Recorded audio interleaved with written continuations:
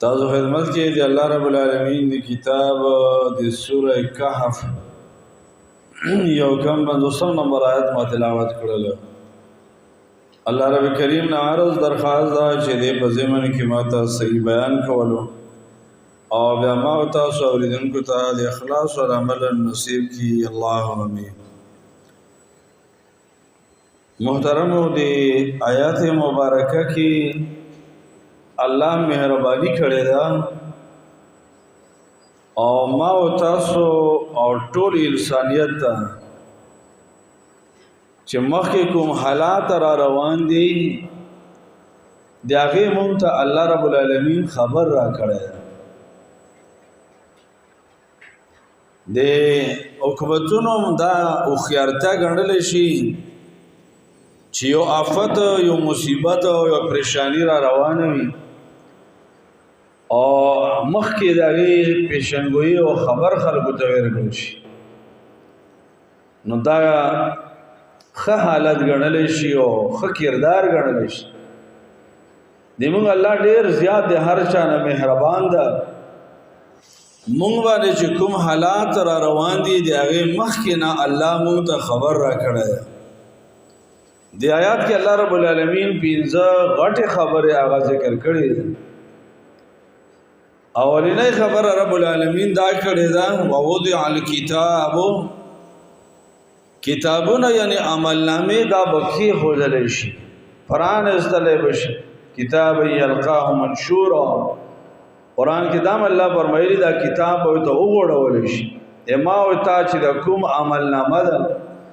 دا بکی خوځلی شي. دویمه خبر الله رب العالمین دا ذکر کړی ده چې ته په دغه د مجرمان خلک وویني چې دا به یریږي په یره به کې ما فیها چې په دې خپل کتاب کې څه شی دې کې چې کوم څه لیکل شوي دي د هغې نه به سخته یره کوي ډار به باندې وي او دویم دا چې تعجب به م کوي انسان یا ویلتنا ما لهذا الکتاب هاي افسوس دا څرنګه کتاب ده لا یغادر صغیرة ولا کبیرة الا احصاها. نه چې ته واړه خبره وړوکی کار پرېښده نه غټ کار او غټه معامله او غټ عمل پرېښده الا احصاها مگر دې کتاب کې لیکلي شوي راګیر کړي. درېمه خبره څلورمه خبره رب العالمین دا کړې ده چې ووجدوا ما عملوا حاضرا. انسان بخپل عمل حاضر وویني او به ویني چې څه عمل کړی انسان.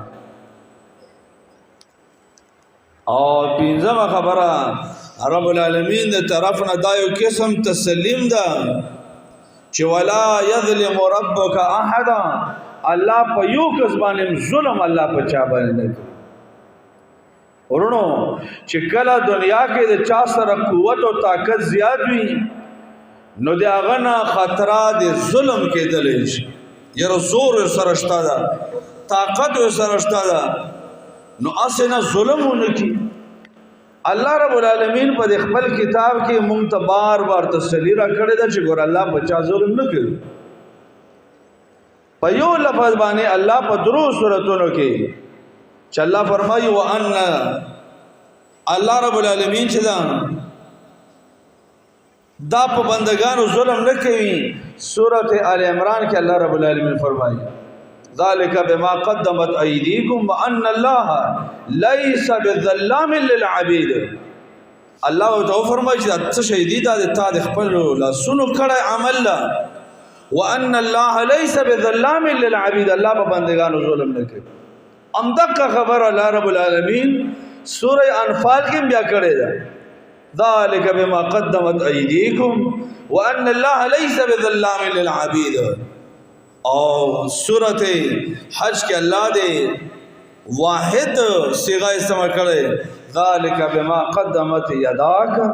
وان الله لیس بظلام للعبید. الله ګور بندگانو باندې ظلم نه. مقصد دې آیات دې مقصد ورونو چې زه ته لګیاو دنیا کې زندگی تیرو د دې لږ غم پکار ده فکر پکار ده چې دا حالت مونږ الله ته نږدې کوي دا کوم ما تا زندگی دا دمو الله ته نږدې کوي الله نو په دې زندګۍ موږ ته تپوس کېږي دینه په الله باندې ځان او بخلاص کو دا کوم عمل چې ما او تا دا عقیده ده په دې باندې الله نه ځان خلاص دا فکر کول وکړ دي ځکه مخکې دا حالات را روان صحابه کرامو کې عبد الله ابن عمر ابن عاص رضی الله عنه عبد الله زوی دا عمر ابن عاص رضی الله عنه دا یو صحابیو ابن شماسا یو تابعی دا غوی چې دا د مرګ قریب حالت کې و سیاقت الموت ته وی چې بس انسان د دنیا نه رخصتیږي او روان وي او زیو مري عبدالرحمن ابن شماسا فرمایي چې مونږه عمر ابن عاص رضی الله بس په دغه حالت کې و قریب الموت مونږ ته حاضر شولو نو فبکا طویلا ډیر زیات وشړېدل عمر ابن عاص رضی الله عنه ډیر زیات وشړېدل وحول وجهه الى الجدار د خپل مخ دا د حاضرینو نه اړولو دیوال طرف ته مخ ډیر زیات وشړېدل نو د سره د زوی و عبد الله هغه سره ناس او هغه تسلی ورکول ځکه چې کله انسان قریب الموت وي نو هغه ته تسلی ورکول وکړ د خپل بچی عبد الله رضی الله عنه صحابي دا هغه تسلی ورکوي یا ابتا اما بشرك رسول الله صلى الله عليه وسلم بكذا اما بشرك رسول الله بكذا پلار هم مکوا ځکه تا ته په پلان کې دی کې نبی صلی الله علیه وسلم خوشخبری درکړي پلان کوي خوشخبری درکړي دا مقصد دا چې د ځړل راک جوړ شي او دې باندې تسلی وشي چې رسول الله صلی الله علیه وسلم خوشخبری راکړي نو چې دا دې بچیو نو مخې مونږ طرف ته راوړو دي عمر ابن عاص رضی الله عنه او وی ان افضل ما نعد شهاده ان لا اله الا الله وان محمد رسول الله سیدہ بچیا دا تسلیم دا ډېر غټه خبره دي چې نبی څنګه چا دا تسلی ورکی دا ډېر غټه خبره وي دا ډېر غټ اطمینان ده دا ډېر لوی مقام ده چې رسول الله صلی الله علیه وسلم چا دا تسلی ورکی دا ډېر لوی مقام ده خو ان افضل ما نعد شهاده ان لا اله الا الله وان محمد رسول الله بچیا چې مونږ شمار کوو د ټولو نه غټه خبره د ټولو نه اعلی خبره هغه د دې گواهی ده چې لا اله الا الله وان محمد رسول الله دا د ټولو نه لوی خبره ده چې مونږ ته الله کلمه نصیب کړی ده مونږ د الله د توحید اقرار کړی ده د محمد رسول الله صلی الله علیه وسلم د رسالت اقرار وکړی ده دا ډېر غټه خبره ده لوی مقام ده چې الله چاته د توحید اقرار د محمد رسول الله د رسالت اقرار دا چاته وي دا ډېر غټه شمار مونږ په رب د رب په لوی انعاماتو کې دا په ځان باندې انعام غړو چې مونږ ته الله توحید رسالت د دې مونږ ته الله توفیق دغه حدیث کې دی نبی صلی فرمایي من شهد ان لا اله الا الله وحده لا شريك له چا چې دا گواهی وکړه چې لا اله الا الله وحده لا شريك له وان محمدا عبده ورسوله الله د توحید د محمد رسول الله د رسالت اقرار وکړو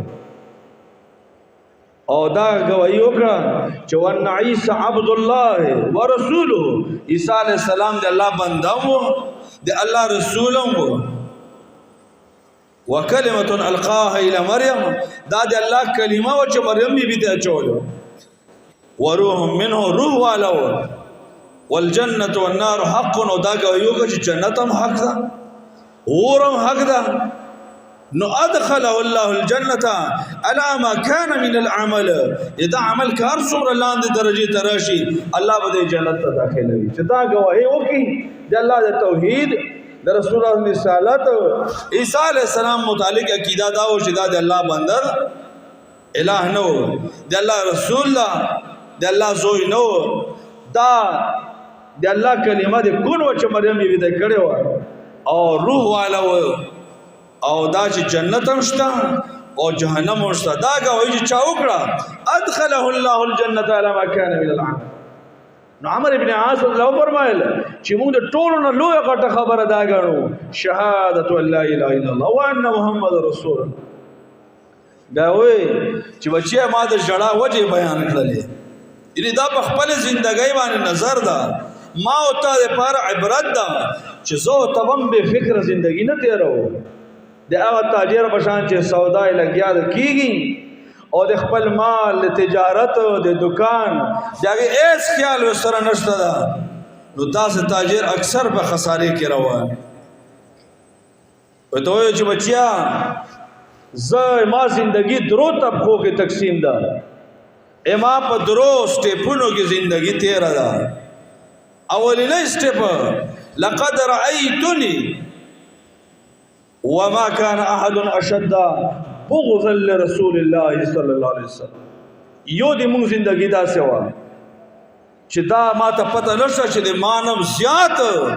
بغض او کینه هم د رسول الله صلی الله علیه وسلم چاوي. ما دا خیالو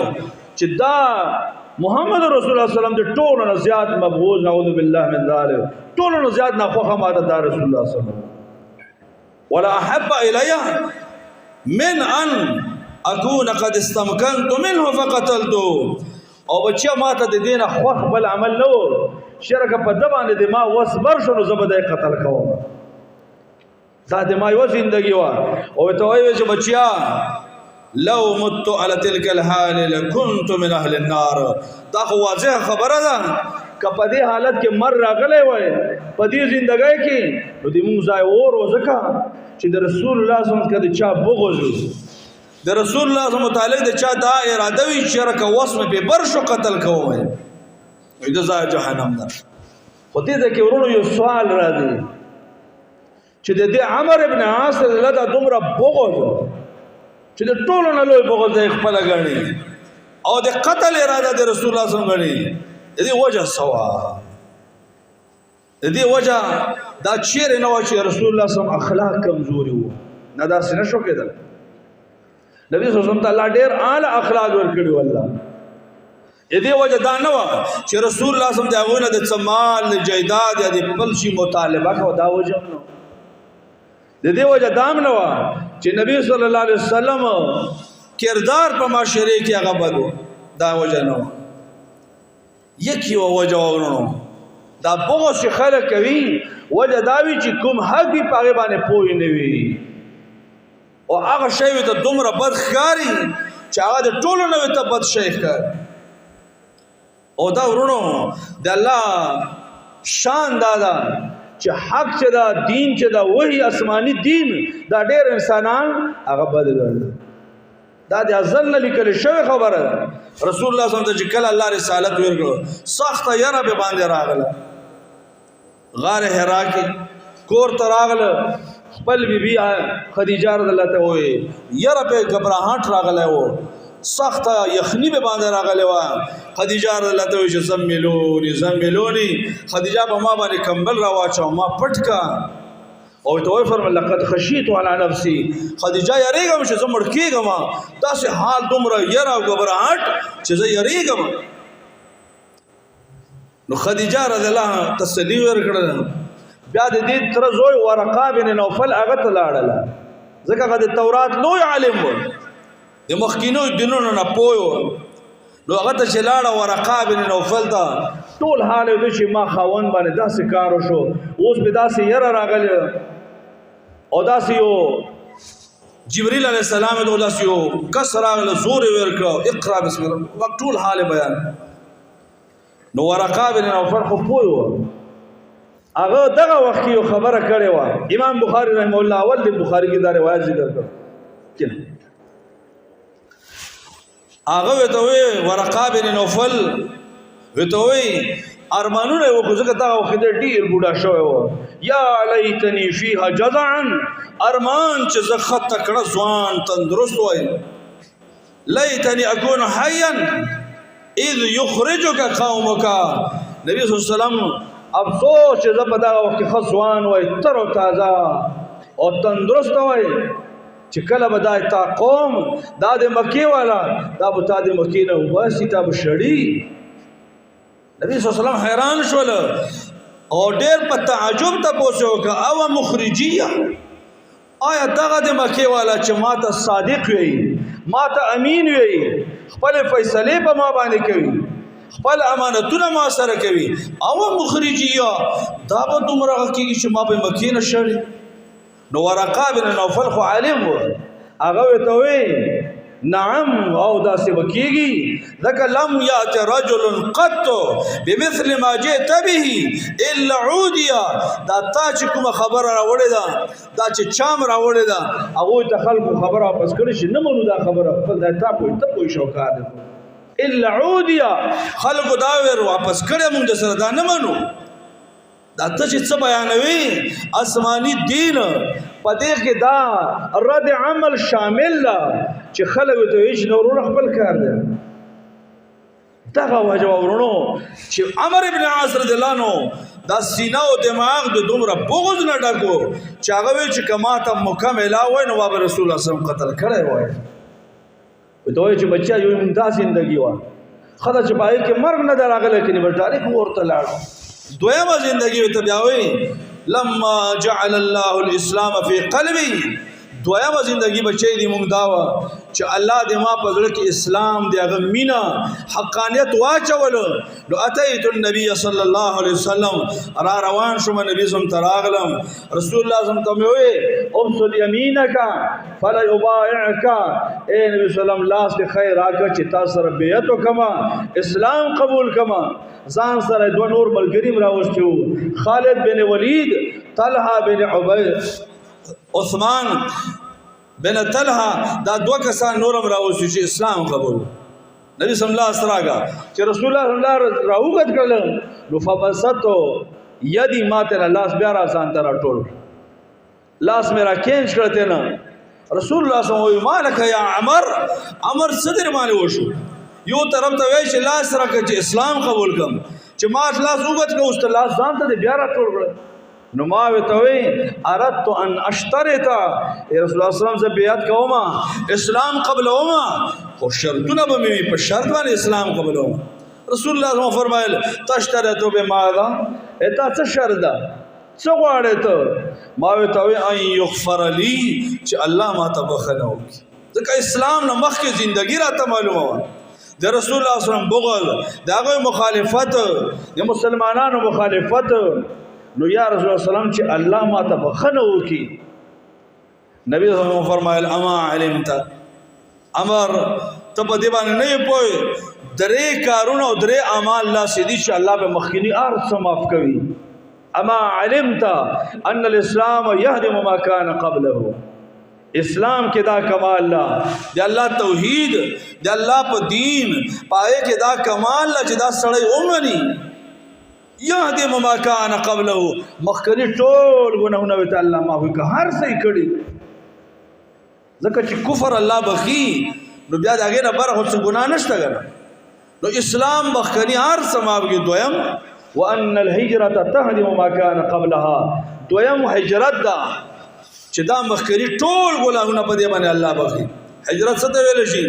په وځای کې اسلام په دین توحید باندې سړی عمل نشي کولای نو سړی دا علاقہ خپل کور خپل خپلوان ارڅ پرې دي ځای نه لاړ شي دا سزا دې چې په اسلام عمل کوي دې ته هجرت ویل شي وې فرمایل دا داسې عمل له هجرت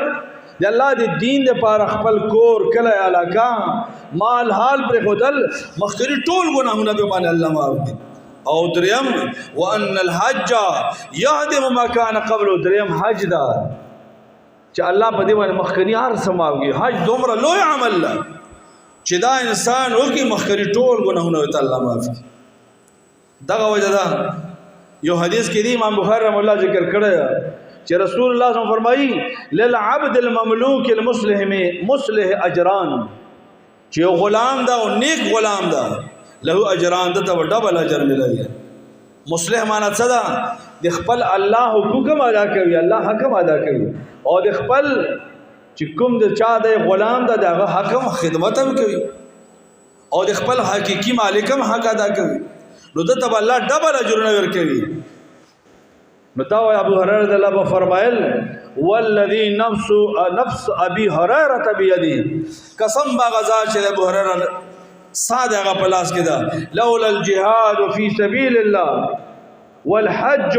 وبر امي لاحببت ان اكون ان اموت وانا مملوك. ابو هريره فرمایل چې قسم په الله کې دا درې کارونه نه وای، یو څه شي دا jihad دا، یو حج دا، یو د مور سره خېګړه کدا نه وای. نو ما به ویل چې ابو هريره دی غلام مرشي خدا دا چې غلام بیا د خپل مور خدمت د مالک د اجازه نه بغیر نشي کولای. دارنګه حج دا د مالک د اجازه نه بغیر نشي کولای. دارنګه jihad د مالک د اجازه نه بغیر نشي کولای. نو لولا الجهاد کدا jihad نه وای، والحج د حج کول نه وای، وبر امي او د مور سره د خېګړه نه وای. نو ما بیا خو خوای چې زه د غلام مرشد ځکه هغه اجر ډبل ملوي. نو هغه فرمایل چې نبی صلی الله علیه وسلم کارونه چې دا وګوره اسلام دراړو مخکنیار سمام. نو دې پر فرمایي عمر ابن عاص رضی الله بچی ته وی چې ولا احد احب الي من رسول الله صلی الله علیه وسلم، چې کله اسلام راوړو نو بیا د رسول الله صلی الله علیه وسلم نه ډیر محبوب او خوښ ماته بیا بل څوک نه وو. دا ګوره داسې ده چې کله انسان الله په حق باندې پوه شي، پوه کې انسان بیا ته مغه چې مخکې محبوب مبغوض بیا ته محبوب ښکاري، مخکې ته بد لګي د اوس ته ښه ښکاري. وجه دا ده چې انسان سوچ هغه ته روح چې د هغه ته صحیح بشي. نو بیا انسان ته او دا د حق چې انسان نه وي پوه شوی د ده مثال د بیمار وي. بیمار سړی چې دا هغه که ډېر ښه شی وخوري نو هغه ته په دې خولې کې تریخ لګي، ځکه ده کې بیماري وي د هغه سیز نقصان نه وي خو دې بدن کې نقصان. نو وی فرمایل ولا احد احب الی من رسول الله صلی الله علیه وسلم، بچیا د رسول الله صلی الله علیه وسلم زیات ماته محبوب څوک نه و. ولا اجل فی عینی، د نبی صلی الله علیه وسلم او د نبی صلی الله علیه وسلم نه زیات عزتمن او لوی شان والا ماته بیا د محاسب بل څوک نه. بلکې هغه فرمایل وإني قد كنت لا أطيق أن أملأ عيني منه إجلالا له. قسم بالا نبی صلی الله علیه وسلم دومره مینا دومره محبت موږ په زړونو کې بیا راغله چې ما نبی صلی الله علیه وسلم ته په ډکو سترګو کتلی بیا نه شو. نبی صلی الله علیه وسلم ته د ډېر روب او د ډېر جلال دی وجه نه رسول الله صلی الله علیه وسلم بیا کتلی نه شو. عمر ابن عاص رضی الله فرمایل ولو سئلت ان اصفه بالفرض ما څوک راپورته کې چې موږ د رسول الله صلی الله علیه وسلم صفات بیان کا چې سترګې مبارکې څنګه وي، مخ مبارکې څنګه وو، ویښته مبارکې څنګه، ما ته څوک دا وي نو لا اطيق زه دې طاقت نه لرم ځکه اني لم اكن املا عيني منه. موږ ته په ډکو سترګو نبی صلی الله علیه وسلم ته کتلی نه شو. نبی صلی الله علیه وسلم چې دا غلي غلي وکړه چې رسول الله صلی الله علیه وسلم ته متوجه شو بیا مو ته نظر ښکته کړل د ډیر جلال دی وجنا موږ بیا نبی صلی الله علیه وسلم کتلی نه شو. دا دویمه زندگی وه او توفر الله مت على تلك الحال لرجوت ان اكون من اهل الجنه. بچیا که په دې زندګۍ کې مر راغلی وای نو بس امید ده چې موږ بیا جنتیان یو. اوس بیا درېیمه زندګي شروع شوله ثم ولین اشیاء ما ادري ما حال فيها. بچیا بیا په موږ باندې درېیمه زندګي داسې راغله چې موږ ته حکومتي عہدې ملاو شولې، موږ والیان جوړ شولو. نو ما ادري ما حال فيه. اوس دې زندګۍ پته نه لګي چې موږ د الله سره څه مقام ده، هغه مقام موږ ته پته نه لګي خو موږ سره یره ده، خوف ده چې عہدې ملاو. ذکر رسول الله صلی الله علیه وسلم د عمان ولی او گورنر جوړ کړ. بیا د عمر رضی الله په دور کې مصر د فتح کړ. عمر رضی الله په مصر باندې دی والی او گورنر مقرر کړ. عثمان رضی الله عنه هغه برقرار وساته. معاویه رضی الله عنه په دور کې دی وساته. نو بچیا بیا په موږ د حکومتي عہدو کې نه وتلو. ثم ولین اشیاء موږ ته عہدې ملاو شولې ما ادري ما حال فيها. اوس بیا موږ ته پته نه لګي چې موږ به څه حالت یو. ورونو مقصد دا ده چې زه او تم په خپل زندګۍ باندې نظر ساتو چې موږ زندگی څنګه تیریږي ځکه الله ته ورتللی. او عمر ابن عاص رضی الله فرمایل خو دومره دا بچیا چې اذا انا مت چې زه مړ شم نو فلا تصحبني نایحة ولا نار. اما سره به ویرګر خزه به نزي او نه به ما سره ور دي ځکه د عربو جاهلیت د عادتو چې څوک به ډېر عزتمن مړی ګڼلی شو نو دا ویرګرې زنانه دا به سره جنازې کې هم تللې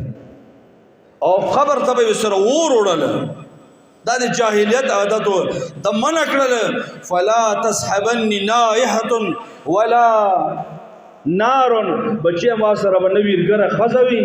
او نه به د ما سره غورځي ځکه دا د جاهلیت کارونه دي دې کې اشاره هم دې طرف ته ده چې کله انسان هغه مري قریب الموت وي بلکې مخکې نه وصیت پکار چې ګوره ما پسې بغیر شعري کارونه نه کوئ وصیت تا کول بکاره خپل بچوي ته خپل خزه ته چې ګوره ما پسې به د شر نه خلاف کارونه نه کوو ځکه چې د وصیت وګوي د غاړه خلاص شوله بیا وروسته خلک او د هغوی معامله د الله سره ده چې هغه څنګه عمل کوي د په وصیت عمل کوي نه کوي خو ته به خپله غاړه خلاصه کړي چې ګوره ما پسې به دا غیر شرعي رسمونه رواجونه دا په ما پسې به دا به نه کوو او دا وفرمایل چې کله زه مړ شوم نو په دې قبر باندې مې لږې لږې خاورې اړوو چې کم از کم د قبر سره دومره تاسو ویثار شو چې یو اوښ ذبح شي